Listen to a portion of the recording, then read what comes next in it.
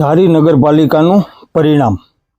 આમ વાત કરીએ આપણે ધારી પ્રેમપરા વોર્ડ નંબર 1ની, તો વોર્ડ નંબર 1માં ભારતીય જનતા પાર્ટીના ઉમેદવાર એવા ગૌતમભાઈ દાફડાનો જંગી બહુમતીથી વિજય થયેલો છે। આજરોજ ગૌતમભાઈ દાફડાએ પોતાની ફાર્મ હાઉસ ખાતે એક મિટિંગનું આયોજન રાખેલું હતું, જેમાં સહુ મતદારો, જ્ઞાતિના સર્વશ્રેષ્ઠ આગેવાનો તેમજ વહાલા વડીલોનું સન્માન તેમજ એક ભવ્ય કાર્યક્રમ રાખવામાં આવેલો હતો।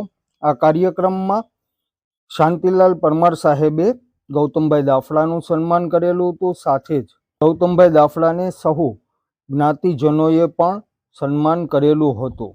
આ સાથે જ ભોજનનો પણ એક કાર્યક્રમ રાખેલો હતો।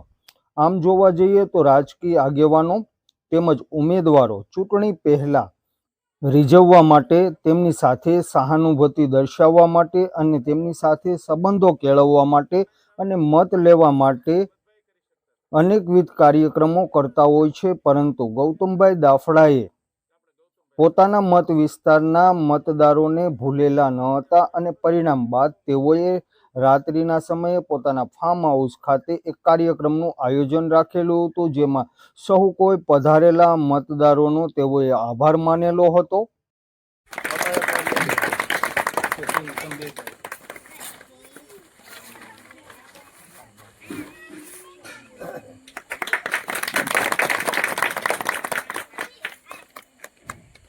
હકીકતે આજે તો આનંદની મહાનતા છે, એમણે આપણું સન્માન કર્યું, પણ આપણે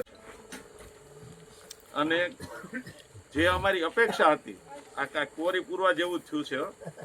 ત્રણ સીટ વહી ગઈ, 3 સીટ વહી ગઈ ને આપણે એક જ આવી, એટલે સાક્ષાત ભગવાન જ આવે એવું બન્યું નથી લાગતું। એના માટે તાલીઓ।